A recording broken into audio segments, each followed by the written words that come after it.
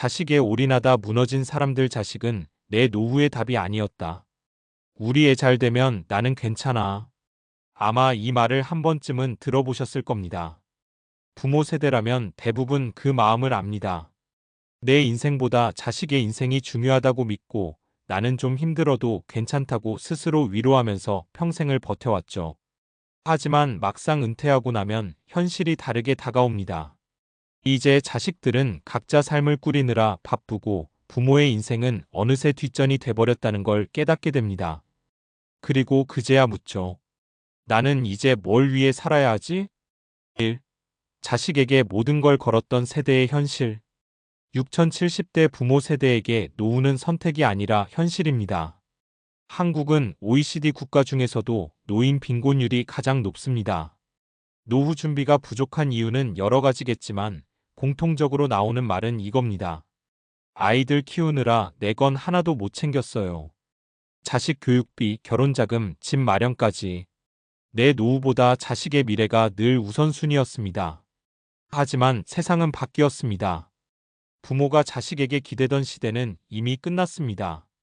자식들도 치열한 생존 경쟁 속에서 자신 살기 바쁘죠. 결국 부모의 삶은 자식이 아닌 스스로의 준비에 달려있다는 현실을 마주하게 됩니다. 2. 살해 아들 믿었다가 내 노후까지 빚졌다. 68세 김모 씨의 이야기. 김 씨 부부는 평생 자식 교육에 올인한 전형적인 386세대입니다. 남편은 30년 가까이 회사 다니며 번 돈을 죄다 학원비로 쏟았고 아내는 새벽부터 식당 일을 했습니다. 덕분에 아들은 국내 명문대를 졸업하고 외국 유학까지 다녀왔죠. 하지만 현실은 기대와 달랐습니다. 아들은 취업난 속에서 번번이 실패했고 결국 몇 년째 불안정한 프리랜서 생활 중입니다. 김 씨 부부는 아들이 자리 잡을 때까지만 돕겠다고 생각했지만 그 조금만이 10년이 넘었습니다. 그 사이 노후 자금으로 모아둔 퇴직금은 거의 바닥났고 집을 담보로 대출까지 받게 됐죠. 내가 애 키우느라 고생한 게 후회되진 않아요. 근데 그 돈으로 조금이라도 내 노후 준비를 했더라면 지금 이렇게 불안하진 않았을 거예요. 김 씨의 말에는 자식 탓보다 내 인생을 밀었던 스스로에 대한 후회가 묻어났습니다. 3. 살해딸 시집 보내고 나니 남은 건 공허함뿐. 64세 박 여사의 이야기. 박 여사는 20대에 결혼해 평생 가정을 위해 헌신했습니다. 남편 월급으로는 빠듯했기에 반찬 가게를 운영하며 딸을 대학까지 보냈습니다. 딸은 결혼해 잘 살고 손주도 낳았습니다. 이제 여유를 누릴 때라 생각했지만 막상 은퇴하고 나니 허전함이 밀려왔죠. 매일 아침 일어나도 할 일이 없고 대화할 사람도 없습니다. 딸이랑 자주 통화하긴 하는데 애 키우느라 바쁘다 보니 짐이 되는 것 같아요. 그녀는 우울증 진단을 받고 약을 복용 중입니다. 사람은 누군가의 엄마로만 살 수 없습니다. 박 여사는 이제야 자신을 위해 요가를 배우고 평생교육원에서 그림을 배우며 조금씩 달라지고 있습니다. 이제야 내 이름으로 사는 기분이에요. 그녀의 말처럼 노후의 핵심은 자식이 아닌 나 자신을 돌보는 시간입니다. 4. 살해 내가 나를 위해 준비했더니 오히려 자식이 편애하더라. 70세 이 모 씨의 이야기. 이 씨는 젊을 때부터 현실적인 사람이었습니다. 애들 공부는 각자 능력껏. 나는 내 노후 준비 먼저. 주변에선 냉정하다, 이기적이다라는 말도 들었지만 그는 흔들리지 않았습니다.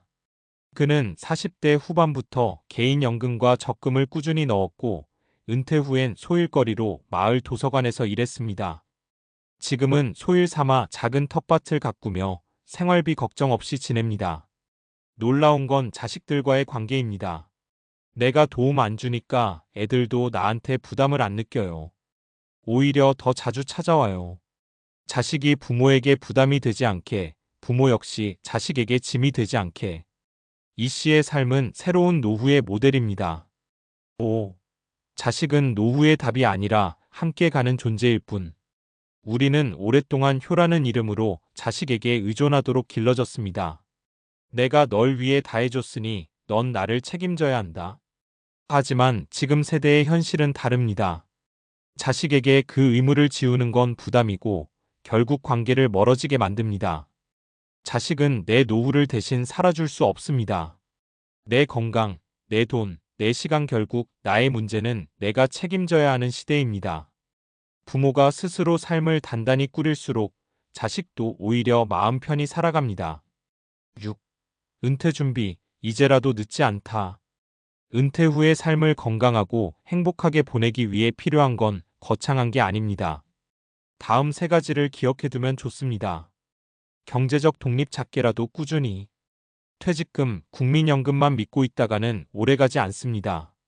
생활비의 최소 70%는 안정적인 현금 흐름으로 만들어야 합니다. 월세 수입, 개인연금, 소액 투자, 파트타임 등 현실적인 방법을 찾아보세요. 핵심은 규모보다 지속성입니다. 사회적 관계 일할 자리를 만들어라. 일은 단지 돈을 버는 수단이 아니라 소속감을 줍니다. 평생 직장이 사라진 지금 제2의 일을 찾는 건 선택이 아니라 필수입니다. 봉사, 강의, 취미활동 등 뭐든 좋습니다. 사람과 연결되어 있어야 외로움에 무너지지 않습니다. 정서적 회복, 이젠 나를 돌볼 차례. 자식에게 쏟았던 에너지의 절반만이라도 자신에게 써보세요. 하루 30분 산책, 취미 한 가지, 여행 한 번. 이런 사소한 것들이 마음의 근육을 키워줍니다. 7. 내 인생의 주인으로 돌아가는 용기. 지금의 6070대는 헌신의 세대였습니다. 그 헌신이 없었다면 지금의 자식 세대도 없었겠죠. 하지만 이제는 그 헌신을 내려놓고 스스로를 위해 살아도 됩니다. 그건 이기심이 아니라 남은 생을 존중하는 일입니다. 한 심리 상담사가 이런 말을 했습니다. 노후의 행복은 자식에게서 오는 게 아니라 자기 삶의 균형에서 온다. 그 말처럼 이제는 자식이 아닌 나를 중심에 두어야 합니다. 자식은 인생의 전부가 아니라 함께 걸어가는 동행일 뿐입니다. 진짜 노후의 답은 자식이 아니라 나 자신이 되어야 합니다. 마무리. 인생 100세 시대. 은퇴는 끝이 아니라 새로운 시작입니다. 지금이라도 방향을 바꾸면 됩니다. 자식에게 쏟았던 만큼 자신에게 투자하고 스스로의 삶을 다시 세워보세요. 그게 바로 후회 없는 노후의 첫걸음입니다.